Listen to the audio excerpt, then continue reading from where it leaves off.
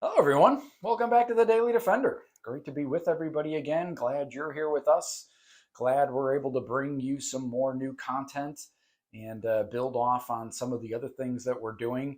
That's a good lead in to kind of what we're doing today. The last couple videos that I've done have been kind of centered around small snub nose, specifically, obviously, Smith and Wesson snub nose, and kind of categorizing that as the 2-inch J frames. For me, that's kind of what I think. My brain goes to snub nose. I'm thinking 2-inch J frame, and so that was the first video. Kind of gave a little bit of a mini overview of that. The last video I did kind of started where it all started in 1950 with the Chief Special and the Model 36. So that's kind of our launching point. And as I had mentioned in that, we're going to do kind of a chronological order of some of these other 2-inch snub nose J frames. So that's what we're going to do today. The usual quick admin, though, just really want to thank everybody for the views. We just continue to see that elevate. I've got a number of new subscribers this week, so really appreciate that.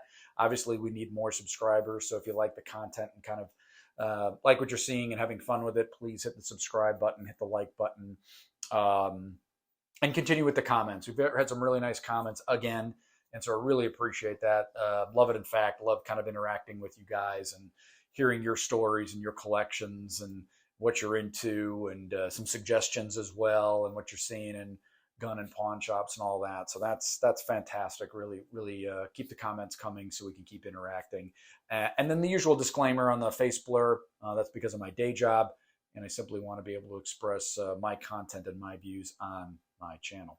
So with that out of the way, we want to move to the next snub nose in this series. And again, it's chronological. So we start in 50 with the Chief Special, but very quickly in 1952, Smith and Wesson introduces the Centennial. And we have a clear and safe firearm here. And this is pretty interesting because the Centennial in 52 has this completely hammerless design. Of course, there is a hammer, but it's completely enclosed inside the frame. And they also bring the grip safety.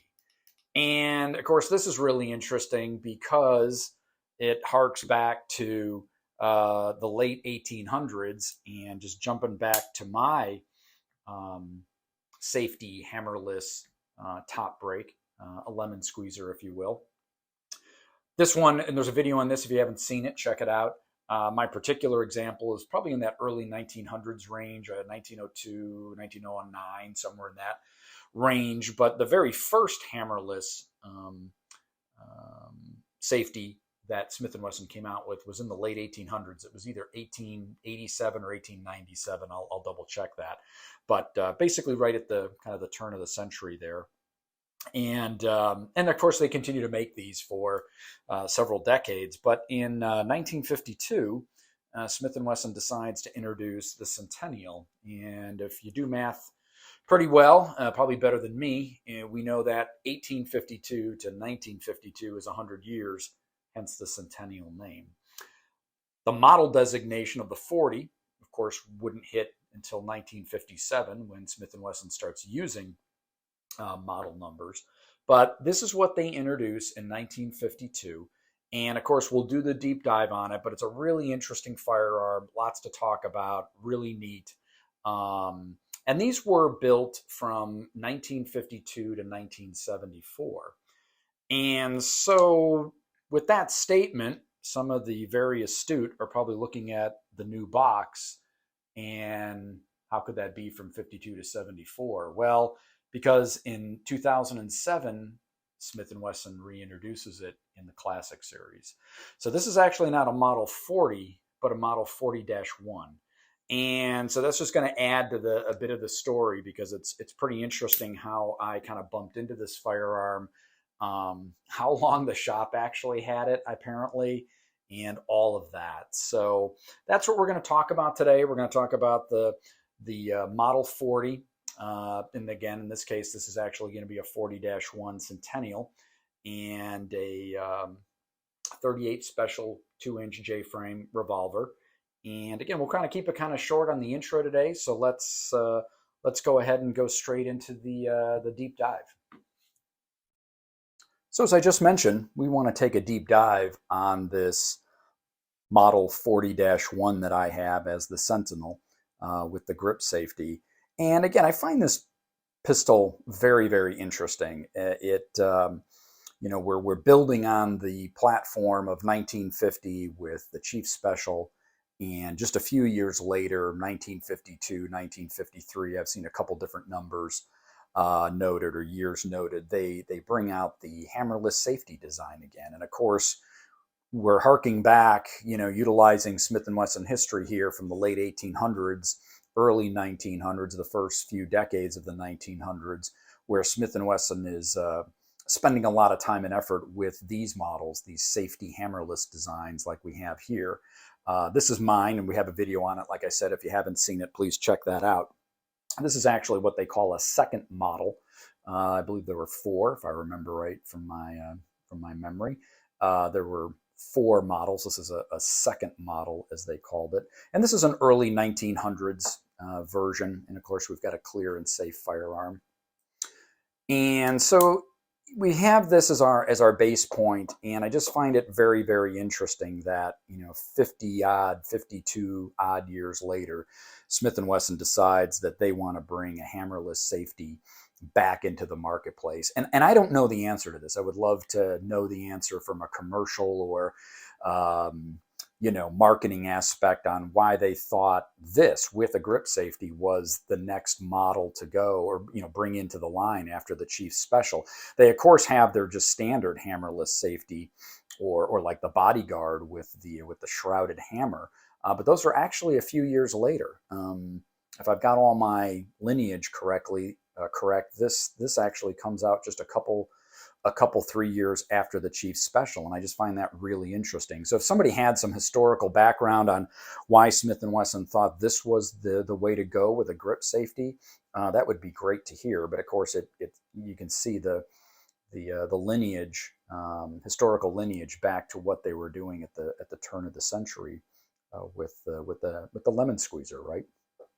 So this is really neat. So the centennials, like I said, with basically 52, 53 till about 74, and then they remove it from the product line, and you can only assume that was due to poor sales and people looking at other styles, maybe just sticking with the Chief Special, etc. And so they drop it in 74. And then the Classic series comes out in 2007 for Smith and Wesson. And if we actually grab our 2007 product catalog, product guide, here we have it. Here we have the Classic series being reintroduced. You can see all the new statements, right? New for 2007, new for 2007, etc. And if we get over here to page 58, then we have the Sentinel. They're calling it the Model 40. I kind of find it interesting that they're not actually calling it out as a Model 40-1 because I'm pretty sure that's what its true classification was, but maybe they're just sticking with the traditional base platform number, model number of the 40.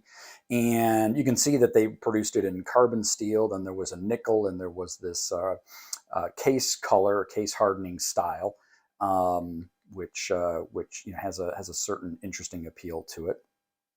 And so this is what they launched. They launched this entire Classic series, and again, interesting.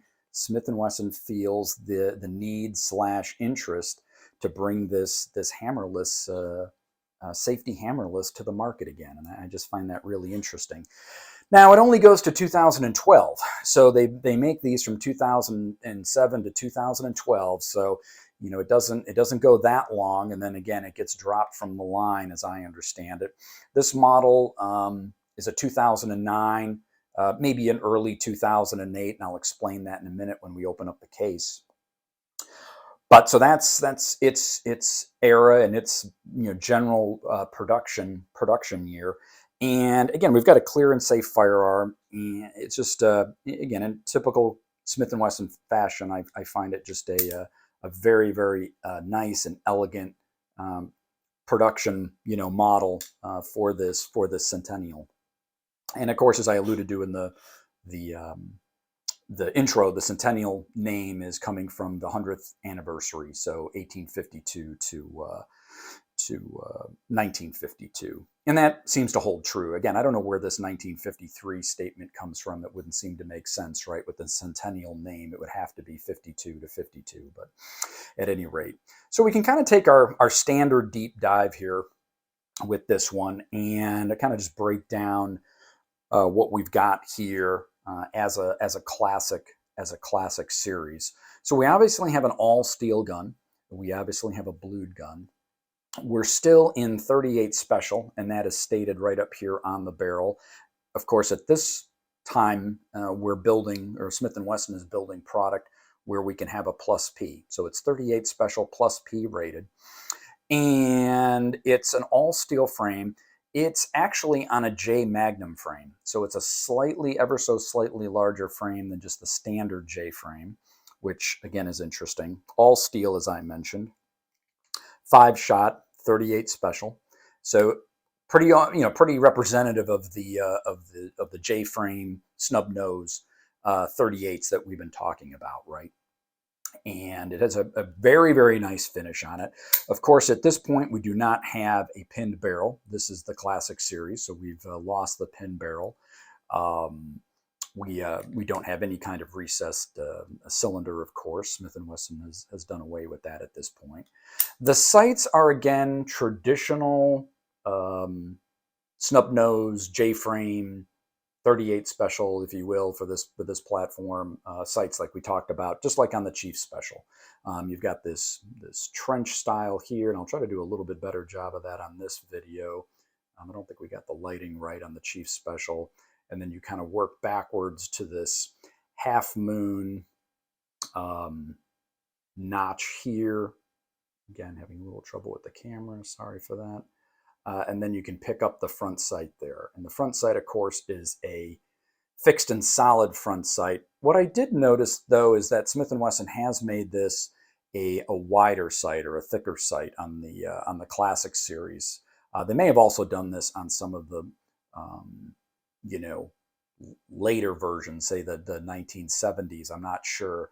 But I have noticed that they've decided to make this a wider sight, and that does help slightly with picking up that front sight, because it's physically just larger, right? You can just pick it up easier with your eyes. You can kind of see the sight picture there. It is more difficult on the traditional or original Chief Special and some of the original snub-nosed J-frames, where they have a much narrower front sight. So I do like that. Picks that up very nicely. We have the current style cup, I guess, teacup. I'm not even sure what most people refer to that as. Just a traditional cylinder release there, and no flat latch, of course. Completely shrouded, enclosed hammer. And we have the traditional Smith and Wesson trademark there. Very, very nice finish on this gun.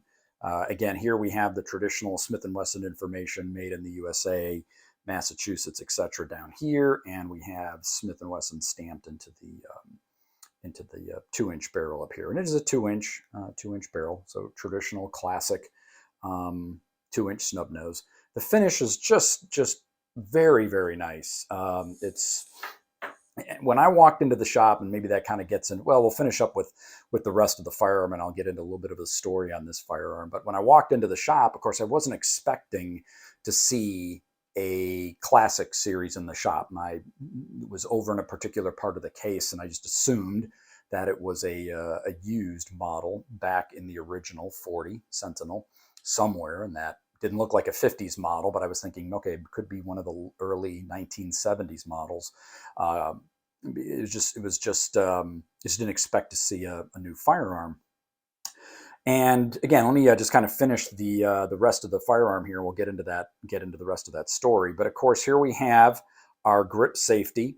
It is you've got a few serrations here on the back for the safety. It's very tactile. It's very manageable. It's not sticking. It's very positive, etc. The stocks themselves are a Altamont walnut grip, and you can see it's a checkered diamond with the Smith and Wesson inlays. I just thought they did a really, really nice job with these. Here again, when I looked at this, I wasn't sure again what I was viewing. And then he explained to me that it was a brand new gun and it was actually a 40-1. And okay, so then I really started to process what he was telling me. And I was looking at these stocks and the kind of the graining and the finish and just the when I was tapping it, I actually thought they were plastic, but they are not. They are a walnut wood that is just very, very well done, very modern in its in terms of how they were produced, very modern in the finish. This high quality, I don't know if I will say gloss, but I guess so. But this high quality finish that they've used on these wood grips, it's just stocks. It's just very, very nice. The serial number again traditionally stamped in the base of the frame grip there. But these stocks, I've kind of grown to love them. At first, I wasn't so sure because again, I had this. It just didn't have kind of some of that original grain or just that real wood finish. But I've had the firearm for a little while now, and I've kind of grown to just love the quality of the finish and how well they look. And of course, as a brand new gun, everything is perfect on it, which is great. So, and the other point I wanted to make about this firearm before I get into the story is the original Centennial, the 40, had a very interesting secondary system to it, if that's the word you want to use. But if you were to remove the stocks on the original one, there was a little pin and there was a spot in the frame to hold the pin. So, right, we've got some really solid engineering, some really solid thought process about this product.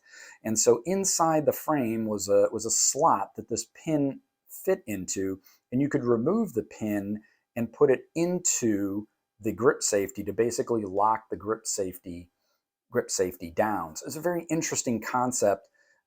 In my understanding, that's how that firearm worked. Now, I don't own that firearm. We don't have one here to actually represent it. So if somebody had one of the original 40 Sentinels that had that and were using that pin, we'd certainly like to hear more about it in the comments. I also understand that oftentimes the pin was lost. I don't know why that would be. I don't know why, I wouldn't think many owners would be removing grips or stocks at that point and changing stocks on a 40 Sentinel, but maybe so, or maybe it's just, these pins have gotten lost over time, over age. But the new Classic series, you cannot, they did not include this pin concept to enable the grip safety. So that's really the walk around on the firearm. Again, very classic in its snub nose design. It does have the J-frame Magnum, but again, visually you're looking at the traditional 2-inch Smith and Wesson snub nose and 38 special, right? So just another great firearm from Smith and Wesson, and I really like this. So getting back into that story, and I kind of alluded to it a little bit. So I walk into the shop, think it's an older, maybe a 70s version that's in very, very good shape. But again, the grips are already, or the stocks are already kind of throwing me off visually on what this is. And of course, the gentleman then tells me that it's actually brand new, and I'm like, wow, that's pretty interesting. So you have a brand new 2007 to 2012 firearm that's just in the shop. And he was like, yeah, we've had this firearm literally for years. And we have people look at it all the time, but nobody actually, decide to go ahead and pick it up. And I kind of joked and I said, well, that's going to change today because I'm going to buy it. I just think it's really neat. And I was okay, with the Classic series. I think it's fun, at least for my collection and my understanding, to not only have some of the very original ones, like my Chief Special from the 60s and some of my other firearms from the 70s and 80s, but I do own a number of the Classic series revolvers from Smith, and I like them. I don't have any issue with them at all. Functionality, generally speaking, I think the build quality is very good. I've already alluded to in some of my other videos that I do believe that the kind of from that 1950s, 1960s up to through the 80s, when they were still hand fitting components in the revolvers and using the forged parts and having to kind of custom design it, but custom fit parts and just making sure everything worked. There's something about those firearms that you just can't replicate with the new ones. But there are nothing wrong with these. They're very well made. Um, it has some very, very nice features. The plus P capability for it is very, very nice. So, um, and of course, it's a brand new firearm. So obviously he tells me that, and I'm like, okay, so you have the original box, and he says, yes, we do. So that was great. And if we just kind of move these off to the side, so this is the box that of course you would expect it to come in. It's the new or current style box that Smith and Wesson obviously provides, the plastic blue box, and we open that up, and it's got, again, generally what you would expect. It has the more current Smith and Wesson manual, for revolvers, tucked in the top side. Then we have it had the very nice, treated wax paper, if you will, and then we had the test fire cartridge, which was great. And so the test fire cartridge tells us, or states, that it was February of 2009 that this was done. So again, probably a 2009 manufacture, unless they were a little backed up and the actual firearm, based on its serial number, was produced in 2008, but it probably would then either be a late 2008 or early 2009. That's pretty easy to figure that one out based on the cartridge. So, I thought, again, just very, very nice to have all of the documentation and the case. Of course, I was expecting that when he said it was new, but again, I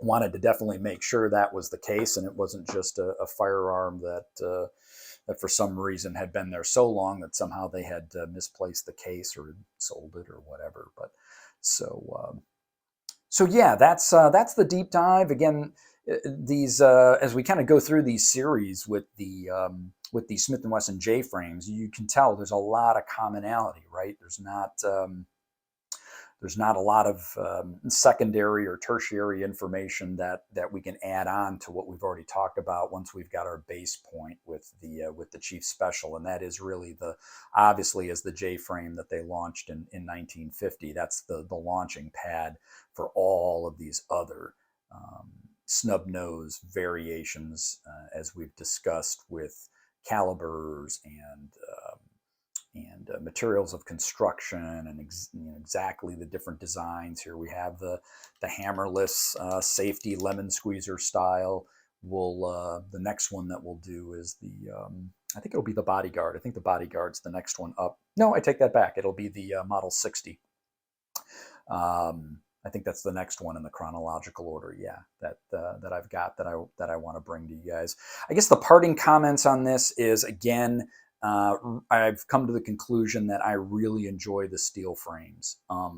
Yes, obviously they're a little bit heavier than their alloy airweight brother guns, but personally, I really do like the steel. It feels better in my hand, if you will, and that's obviously a weight and balance thing. It shoots a little better because, of course, we have weight and mass on our side for the recoil, and it's just where my preference lies. And of course, like any preference or opinion, that's strictly mine. Again, obviously the air weight would be a little lighter. If it's pocket carry all day long kind of thing, then, or in shorts or something like that, then maybe I can see that interest in moving to an air weight. But we're not talking about large firearms to begin with. And so I think the weight balance, and I think adding a little bit more to the shootability with the all steel frame, again, my opinion, it's just a little bit nicer, a little bit more pleasurable. So, and I'd say from a shooting standpoint and the grip, let's get into that. So I had very little trouble with shooting this gun. Again, I enjoyed the steel frame. I feel I shot it very well. This was probably the second or third. I think this tied with my Bodyguard. Remember when I mentioned that I shot these four side by side, and that for me the Chief Special, my original from the 60s, seemed to take the top nod there. But this was the second one, I believe. I think I felt this was second place.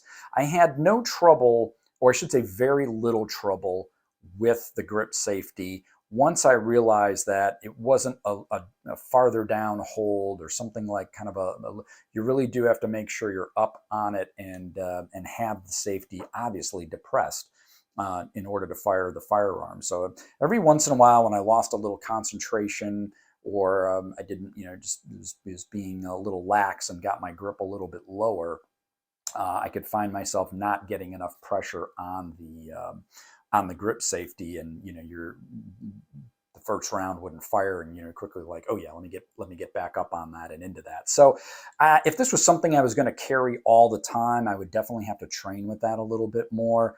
I've also knocked around the idea of maybe changing the stocks, which I think is going to be a little challenging given this J-frame Magnum round butt. And of course, we do have a round butt here, by the way. Should have mentioned that earlier, but I guess it's visually obvious.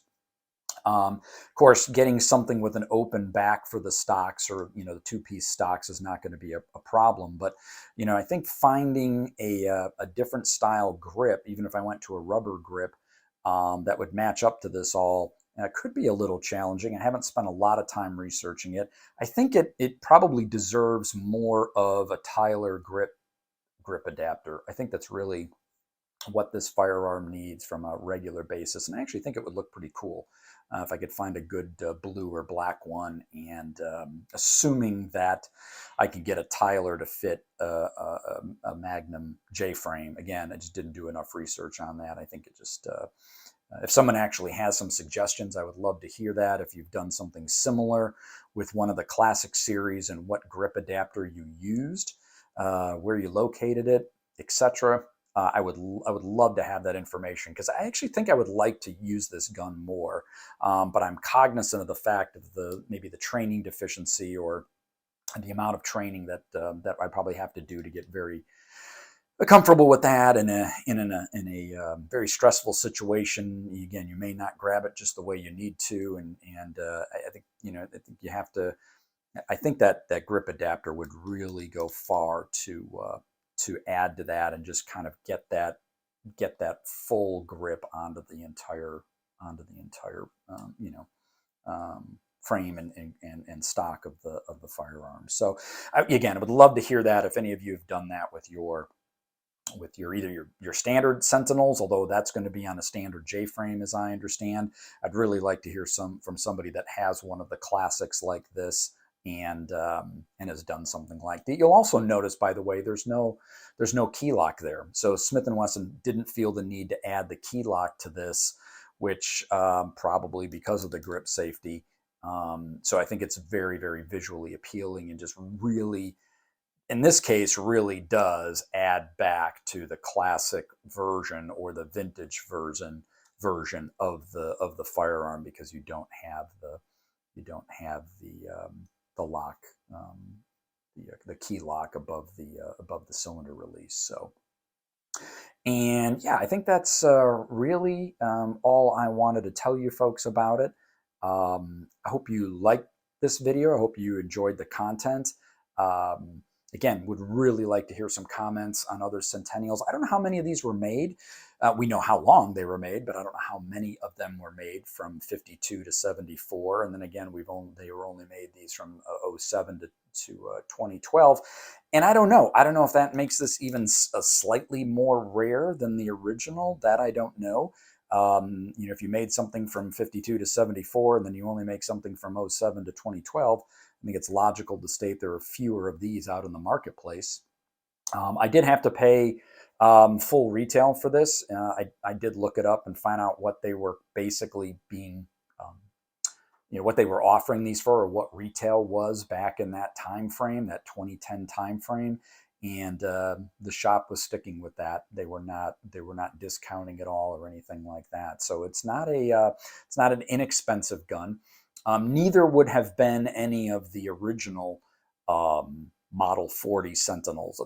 I did find one in a shop that was, I think it even had the flat latch. So it would have been a very early, I think it was a 54, 55 Centennial 40, and they wanted, I think it was, I don't think I'm misspeaking. I think it was $400 or $500 more than the classic, and this was already, like I said, a fairly expensive firearm. That was the original one was, I think it was $1,400 or $1,500 by the time, that's what they were asking for that 1950s version. So that was a little above what I wanted to budget for this particular firearm, because I wanted to acquire a number of J-frames, these snubbies, and so wanted to utilize the budget a little differently. And obviously, if I could save $400 or $500 and still pick up a Model 40, in this case 40-1, with all of the features, and as a brand new firearm as well.